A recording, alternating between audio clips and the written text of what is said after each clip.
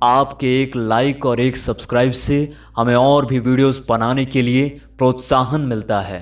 चीनी डॉक्टर भागा।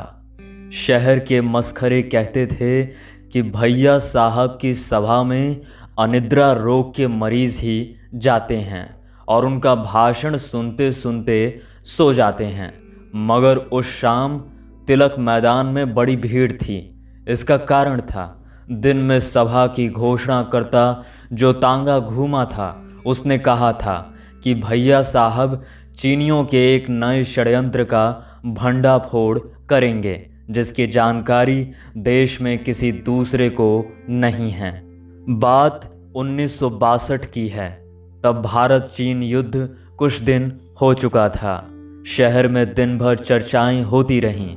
चीनी लोग कई मील अपनी सीमा में घुस आए हैं। बड़ी कट्टर कौम है, बड़े धोखेबाज हैं, कोई भी षड्यंत्र कर सकते हैं। भैया साहब को कहाँ से मालूम हुआ? आदमी तिकड़मी हैं, कहीं से दूर की कौड़ी लाया है। सुनना चाहिए।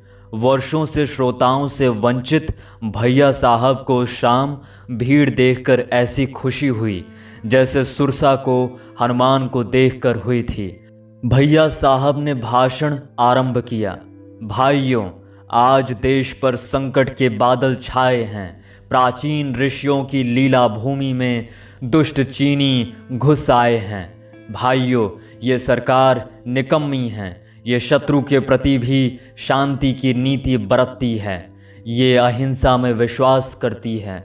हम ये नीति नहीं मानते। हम उन वीर परशुराम की संतानें हैं जिन्होंने क्षत्रियों का नाश करके ब्राह्मणों का राज स्थापित किया था। हमारी नाड़ियों में आर्यों का पवित्र रक्त बहता है। हमारा धर्म संसार में सर्वश्रेष्ठ है। हमारी जाति संसार की सिरमौर है। पर आज हमारी पवित्र भूमि के हजारों मील के टुकड़े में चीनी घुस आए हैं और सरकार सो रही है। इसे नहीं मालूम कि देश में कैसे कैसे षड्यंत्र रचे जा रहे हैं। मैंने हाल ही में चीनियों के एक बड़े षड्यंत्र का पता लगाया है। आप जानते हैं, देश भर में चीनी दांत के डॉक्टर फैले हुए हैं। ये हमारे बीच में हमारे बनकर कितने ही वर्षों से रह रहे हैं। ये इसी पवित्र भूमि का अन्न खाते हैं, इसी का जल पीते हैं, पर ये लोग इसी भूमि से गद्दारी करते हैं। मैं बिना प्रमाण के झूठा आरोप नहीं लगाता। मैं व्यक्तिगत अनुभव की बात बताता हूँ। हमारे शहर में भी एक चीनी डॉक्टर येन चेन है। वो 50 सालों से यहाँ है और सब उसका विश्वास करते हैं। दूसरा कोई अच्छा दांत का डॉक्टर है नहीं, इसलिए उसकी आमदनी भी बहुत है। कल दोपहर को मैं उसके पास अपना दुखता हुआ दांत दिखाने लगा। उसने मुझे कुर्सी पर बिठाया और न जाने कैसा इंजेक्शन दिया कि मैं बेहोश होने लगा। उसने औजार उठाया और मेरी दाढ़ उखाड़ने लगा। ज़रा इस शैतानी को देखो, दर्द दांत में है और वो मेरी पक्की दाढ़ उखाड़ता है। पलक मारते मैं उसकी चाल समझ गया। मैंने उसे एक धक्का दिया और बाहर आ गया। भाइयों, येन चेन मुझे या तो मार डालना चाहता था या मेरी दाढ़ उखाड़ लेना चाहता था। ये दाढ़ मामूली दाढ़ नहीं है, ये मेरी अक्ल की दाढ़ है। एक तो ये बड़ी देर करके उगी है और अब ये बदमाश चीनी उसे उखाड़ना चाहता है। भाइयों, यदि उस क्षण मुझे ईश्वरीय प्रेरणा न मिलती तो या तो देश मुझ जैसे कर्मठ देशभक्त को खो देता या मेरी अक्ल की दाढ़ चली जाती और मैं किसी काम का न रहता। भाइयों, मुझे इन चीनियों के सारे षड्यंत्र का पता लग गया है। इनके पास चाउ एन लाई की एक गुप्त गश्ती चिट्ठी आई है जिसमें इन्हें आदेश दिया गया है कि अपने अपने शहर के राष्ट्रभक्त नेताओं की अक्ल की दाढ़ उखाड़ लो। भाइयों, अगर हम लोगों की अक्ल की दाढ़ उखड़ गई तो देश नेतृत्व विहीन हो जाएगा और चीनी हमें परास्त कर देंगे। भाइयों, ये चीनी डॉक्टर येन चेन हमारे देश का दुश्मन है।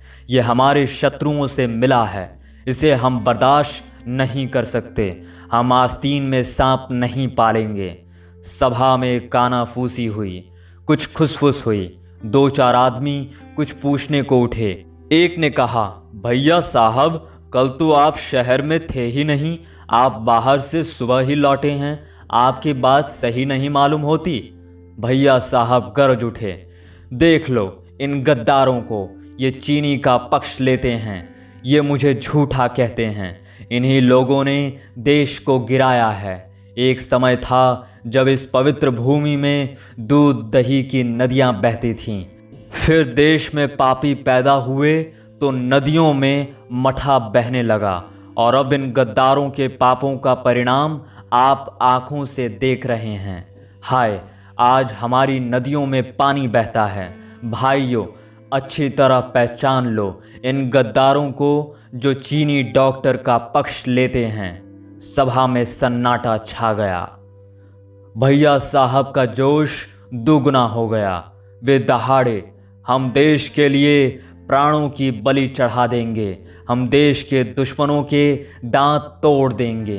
भाइयों, ये चीनी डॉक्टर हमारे लिए बड़ा ही खतरा है। हमारा धर्म है कि हम इसे शहर से बाहर निकालें। हमें आंदोलन करना है। भाइयों, कमर कस लो, देश आज पुनः बलिदान मांगता है। हम सत्याग्रह करेंगे। कल सुबह 8 बजे यहाँ से एक जुलूस नगर के प्रधान मार्गों से होता हुआ चीनी डॉक्टर के घर जाएगा और उससे शहर छोड़ने की मांग करेगा। यदि वो राजी नहीं हुआ तो उसी समय उसके दरवाजे पर पिकेटिंग शुरू हो जाएगी। मैं देश की स्वतंत्रता के लिए लड़ा हूँ। मैंने सीने पर एक नहीं सैकड़ों गोलियां खाई हैं। मैंने देश के लिए सैकड़ों बार प्राण दिए हैं। मैं चीनी डॉक्टर को निकालने के लिए आमरण अनशन कर दूंगा। बोलो, देश के दुश्मन मुर्दाबाद।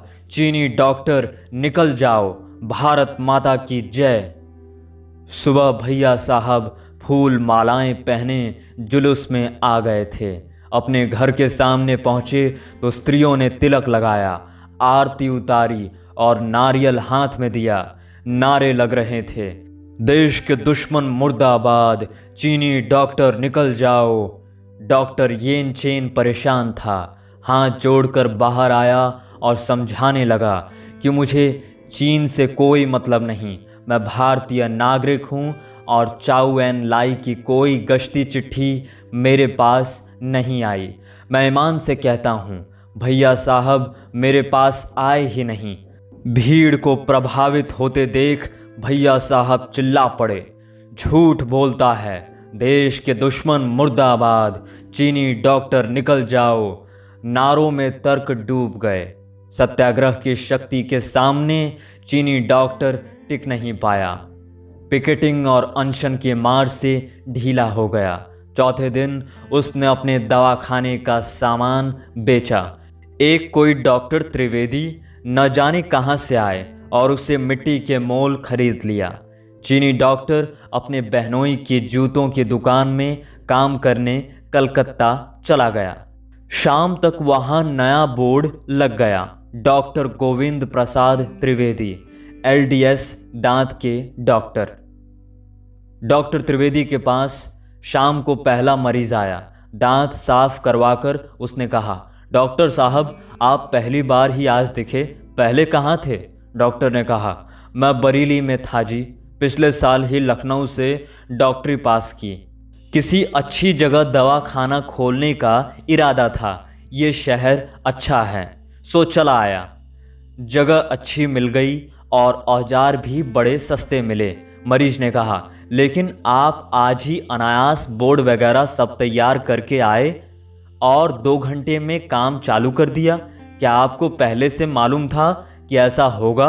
डॉक्टर त्रिवेदी ने जवाब दिया, बात यह है कि आपके यहाँ जो भैया साहब हैं उन्हें अंतर्राष्ट्रीय राजनीति का ऐसा अच्छा ज्ञान है कि उन्होंने मुझसे हफ्ते भर पहले ही कह दिया था कि तुम तैयार रहो, यहाँ का चीनी डॉक्टर भागेगा। मैं तो परसों से बोर्ड वगैरह तैयार किए बैठा हूं। मरीज ने पूछा, भैया साहब को आप कैसे जानते हैं? डॉक्टर ने कहा, जानते हैं? अरे साहब, वे मेरे सगे चाचा होते हैं। मरीज ने कहा, तभी? डॉक्टर ने पूछा, तभी क्या? मरीज ने कहा, कुछ नहीं, तभी देशभक्ति जागी थी।